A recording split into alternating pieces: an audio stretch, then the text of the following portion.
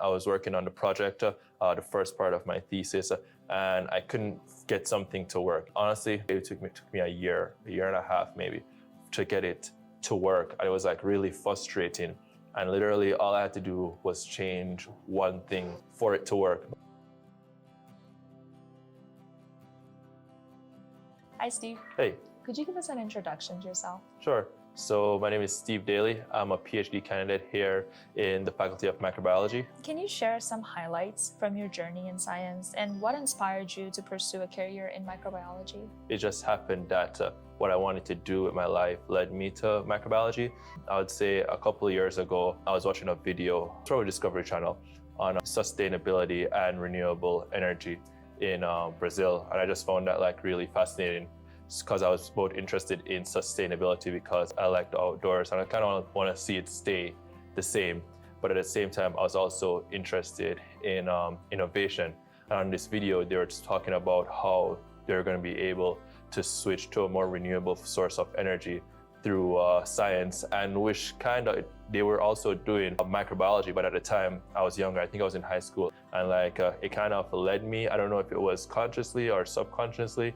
I kind of took the path of moving to Canada, started doing my undergrad in biotech, because the innovation part was a big thing for me, of being able to help or to shape the environment in a positive way using what we have. So that's why I went to biotech at first. Then after biotech, I started working in labs.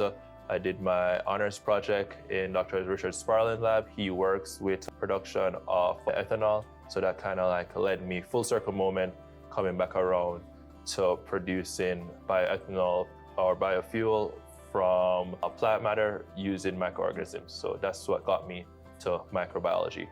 As a graduate student in microbiology, you've likely been involved in various research projects.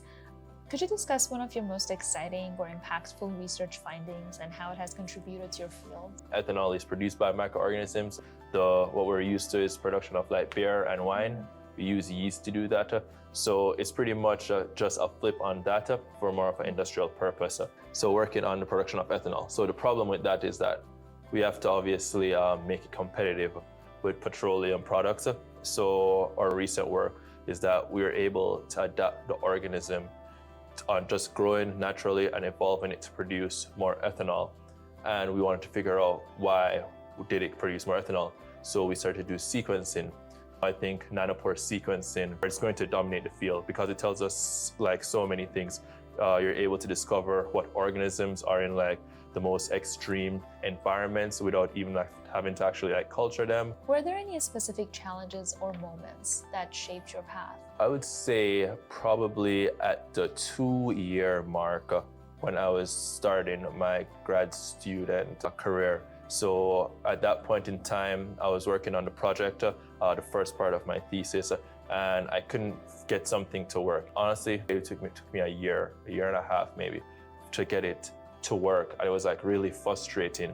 And literally all I had to do was change one thing for it to work. But that's the thing with science, right? You have to not only try, if it doesn't work, you have to try it like multiple times to confirm that it doesn't work. And then you have to go up to the drawing board. So it's definitely kind of frustrating. But in the end, when I did figure it out, it was like just a sigh of relief. It was like, it felt really good. And then that kind of taught me perseverance is one of the biggest things that you need, not only like in the field of research, but probably in life, in anything that you do, if you want to like keep moving forward. Looking back at that, what do you think the department, faculty, or university could do to help you or help students in that position to remove those challenges? I don't think it's a secret that the stipend or that most grad students get, I'm not sure, I'm not aware of like every department. So the stipend is not the best. It's kind of hard to live just a normal, not a lavish life, a normal life on such a low stipend. I would say that in terms of support, either decrease the tuition or increase the wage for the TA positions that are provided for students. Being part of the scientific community, how do you actively contribute to promoting diversity and inclusion within the faculty? When I was a part of the Microbiology Grad Students Association, we put on events and we wanted to include everyone. So we had to realize not everyone, like beer isn't going to be a big thing for everyone. So we'd want to create an environment that everyone could come, feel welcome, also share their culture. So we'll do like potlucks and things like that. I would say the biggest part I've played in that is creating an environment where everyone feels welcome. Yeah. Thanks for your time today. Thanks for having me. Thank you.